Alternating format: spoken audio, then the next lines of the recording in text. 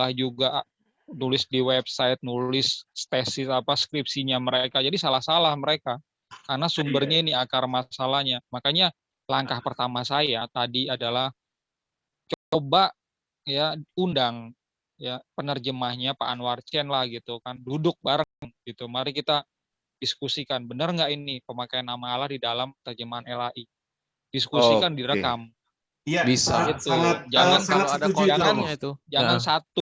Jangan satu arah gitu kan, Iya. jangan Jadi Romo, kita diskusikan di ya, sini. Romo bisa, kalau bisa nanti kapan, kalau bisa, karena Romo mungkin kontak beliau-beliau itu kan ada. Kalau bisa menfasilitasi, yuk obrolan ISDN kita memfasilitasi. di ISDN, kita akan Kalau memfasilitasi. saya udah pernah gitu kan, mau dipertemukan ini sama Pak Anwar Chen. Cuma Pak Anwar Chen begitu tahu saya, alasan saya, dia nggak tahu deh, pokoknya nggak jadilah pertemuan itu. Ya.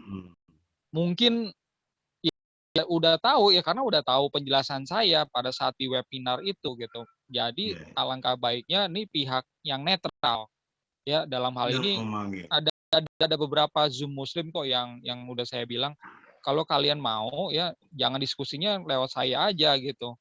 Langsung nih LI-nya datang ke sini, kepalanya datang ke sini. Ada saya, ada akademisi yang lain ya dari Muslim, ada guru bahasa Indonesia di situ. Iya. Itu kan jelas gitu kan. Itu langkah pertama. Langkah kedua adalah ya diskusi-diskusi seperti ini ya, ini terus bergulir. Jadi edukasi ini jangan putus gitu. Makanya saya kalau diminta ngomongin ini saya nggak bosen, saya bicara aja terus gitu kan. Kalau ada yang ngerekam ya silakan direkam, silakan di-share gitu kan. Karena apa yang saya share ini adalah bagian edukasi, bukan untuk agama, bukan masalah agama doang, karena ini bahasa persatuan. Saya ini pelestari bahasa Indonesia, bahasa persatuan kita.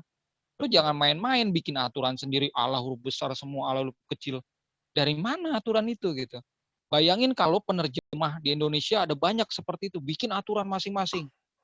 Hancur ini negara, karena nanti ya anak cucunya itu berpikir yang gimana, ini anak cucu saya mikirnya bagaimana gitu, nggak nyambung gitu kan. Iya.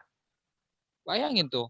Jadi nggak bisa seperti itu. Ini langkah yang kedua adalah diskusi mengenai ini tanpa LAI pun harus digulirkan.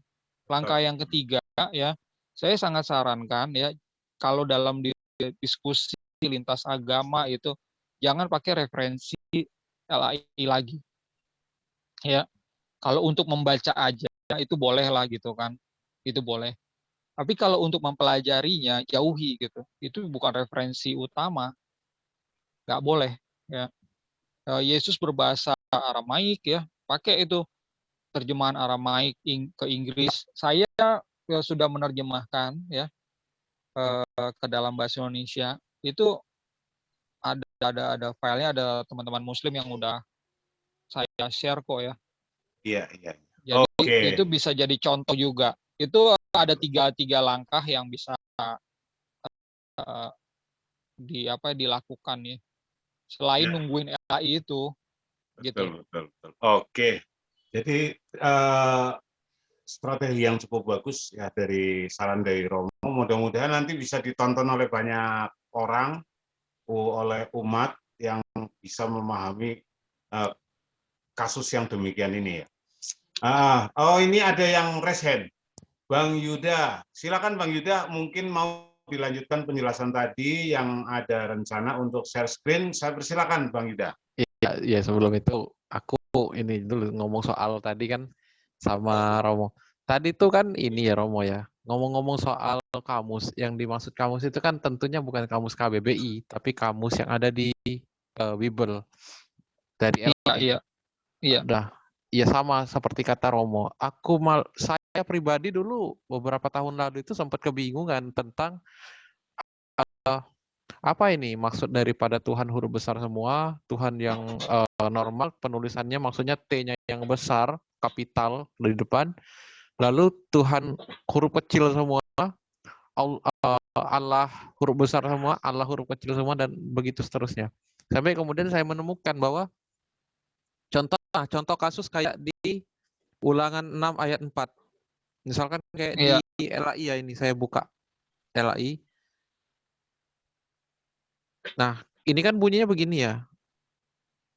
Bahasa Indonesianya dari LAI ini, dengarlah hai Iya. orang Israel, Tuhan itu Allah kita, Tuhan itu Esa. Ini juga banyak yang salah paham, baik dari pihak Muslim dan juga dari pihak Kristen. Di sini memahami bahwa Tuhan itu Allah kita, Tuhan itu Esa. Kemudian berlanjut kepada di Markus 12 ayat 29 ini. Sampai Iya. kemudian saya memahami ini, ternyata Tuhan yang dimaksud ini, Tuhan huruf besar ini adalah Yehova. transisi dari apa namanya?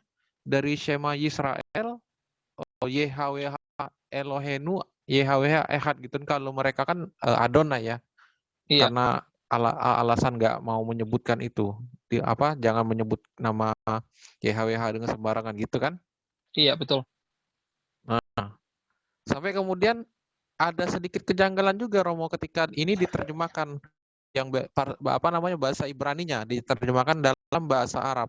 Contohnya misalkan di sini. Kalau di sini misalnya Isma ya Israel, Rabbu ilahuna, Rabbu wahid.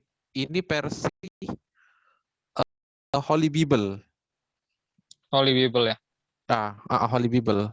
Sedangkan ini versi Sadigaon, Alam ya Yisrael, Anallaha Rabbuna, Allahul Wahid. Nah, di sini juga pernah kami bahas tentang versi Sadiagaon dan versi Holy Bible. Karena bagaimanapun juga ini kan mengacu pada bahasa Ibrani tadi kan, nggak mungkin kan tiba-tiba ada bahasa Arab dari masing-masing terjemahan ini kan, pasti ada mengacunya ke sana. Kenapa kemudian di versi Sadiagaon ini dia menerjemahkan dengan Anallahu Rabbu Allah Hal-Wahid, sedangkan yang tadi Yang dipakai ini itu nama Yehova diganti apa sama Sandiagaon? Sama Allah. Ini Allahu nih. Terus Rabbuna, kalau berarti iya. kalau Eloheinu apa diganti apa? Rabbu. Jadi Anallaha Rabbuna Allahul Wahid. Gitu. Oke, jadi nama Yehova diganti sama Allah. nama Allah gitu ya. Oke. Nah, kalau aku ngelihat ini agak sedikit janggal, Romo. Kalau saya pribadi ya. Karena apa?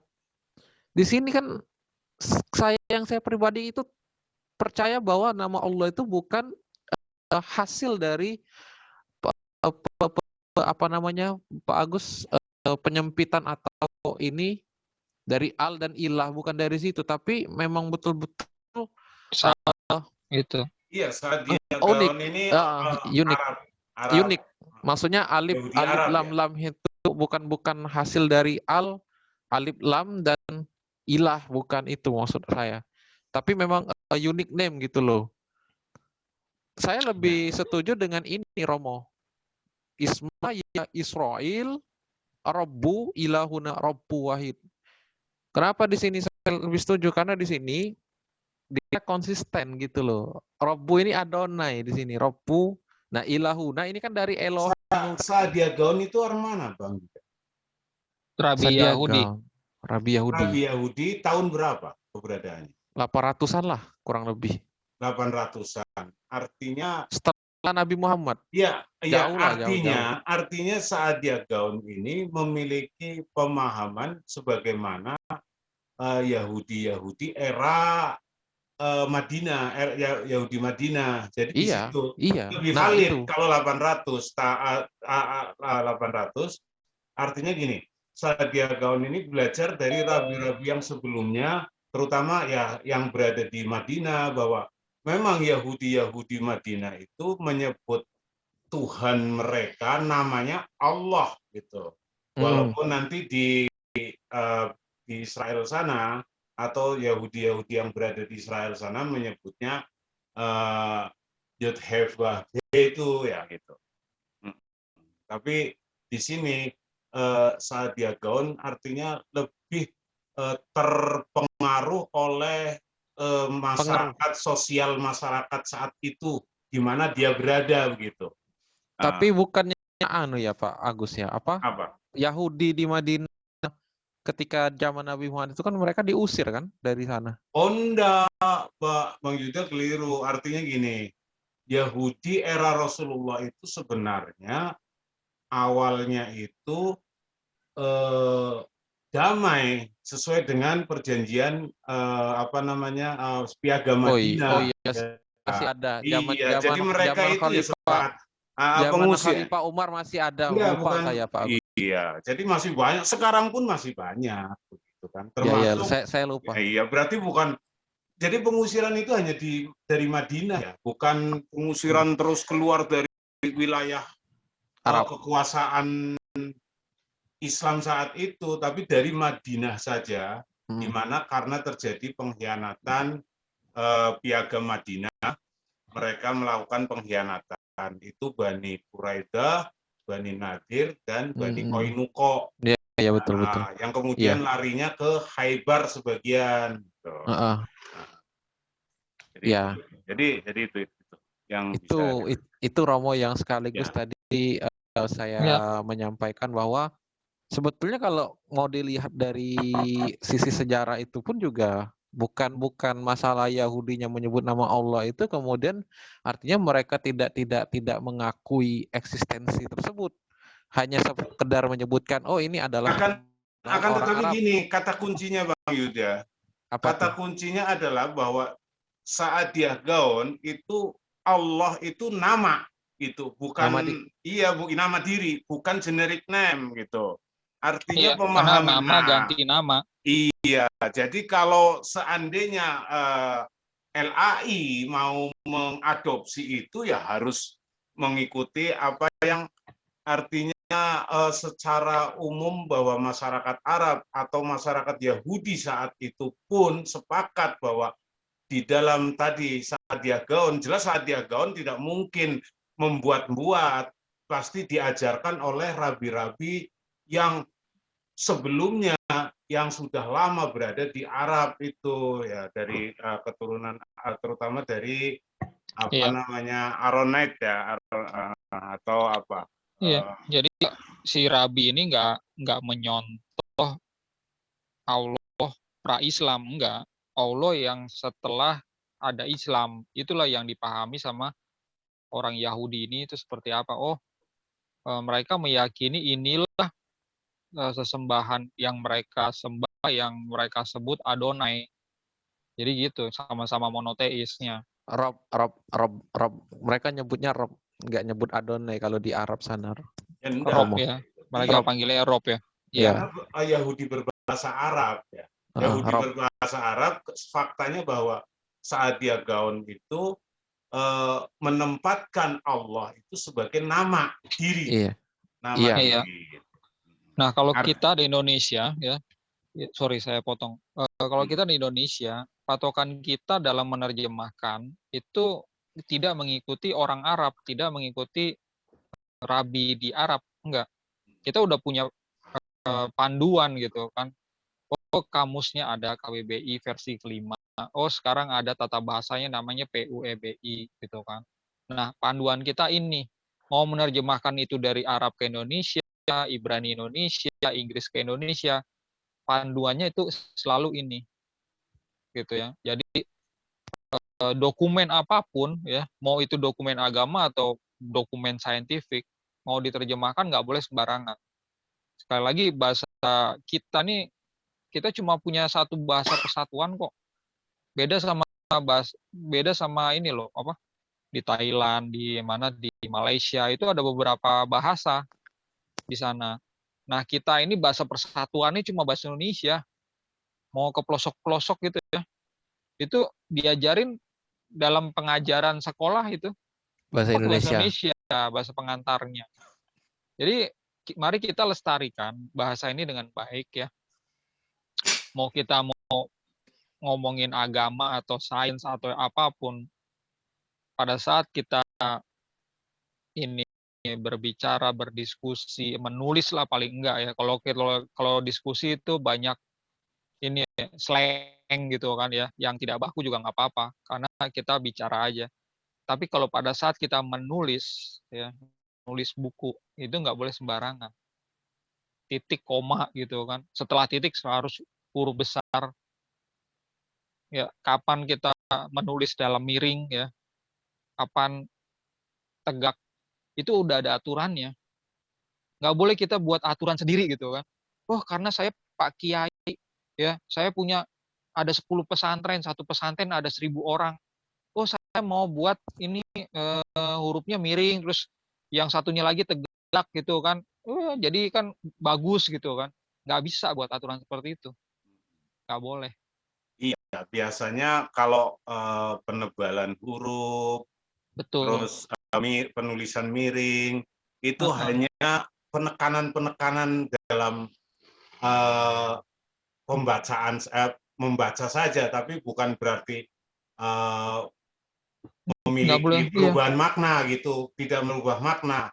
Nah, misalkan, ketika misalkan menulis skripsi ya, ketika hasil wawancara misalkan ya, itu biasanya diperintahkan tulisannya untuk miring, itu misalkan kan. Nah, itu artinya hanya penekanan bahwa oh ini pendapat orang gitu. Misalkan itu hanya itu, bukan miring berarti maknanya berubah, enggak gitu, atau tebel maknanya berubah, atau huruf besar semua maknanya berubah, enggak. Gitu. Itu yang kalau kita sekarang ini kita tegur gitu. Kalau orang itu ditegur harusnya kan berterima kasih ya. Karena kita negor itu ada aturannya, ada landasannya. Ya, mau itu Pak Kiai, uskup ya, atau siapapun, kalau dia lampu merah, dia bawa motor, dia harus berhenti dong. Iya. Ya kan, kita tegur kan kalau lewat gitu, Pak Kiai, ini lampu merah Pak, gitu, berhenti gitu. Itu kan kita dengan kesadaran kita kan, ini loh jangan sampai nanti Bapak itu nabrak gitu kan, yang ketabrak juga kasihan. Nah ini kesadaran kita mengoreksi LAI. Memang sih mengoreksi itu seperti tadi saya bilang nggak ada hukumannya gitu. Kalau dia mau terjemahin gitu kan Allah gitu, semuanya kecil cuma hanya doang besar gitu.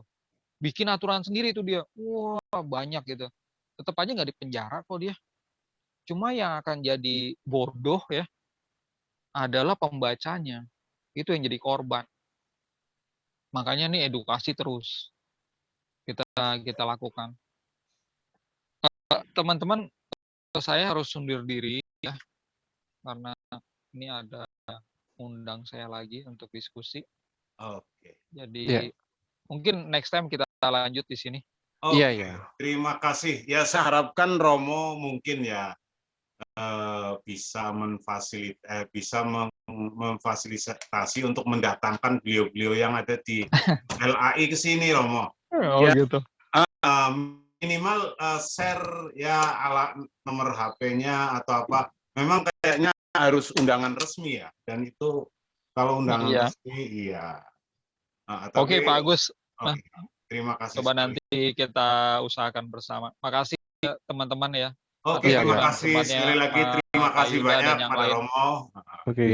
Mudah-mudahan perjuangannya Romo ini akan bisa berhasil. Amin. Dan jangan berputus asa, Romo. Karena itu untuk kembali lagi bahwa Indonesia itu harus tetap menjaga kerukunan umat beragama, terutama dalam hal ini jangan ada comot-comot, asal comot yang kemudian dirubah-rubah dengan definisi sendiri. Gitu. Betul. Oke, kalau gitu. Masih banyak. Selamat malam semuanya. Selamat malam.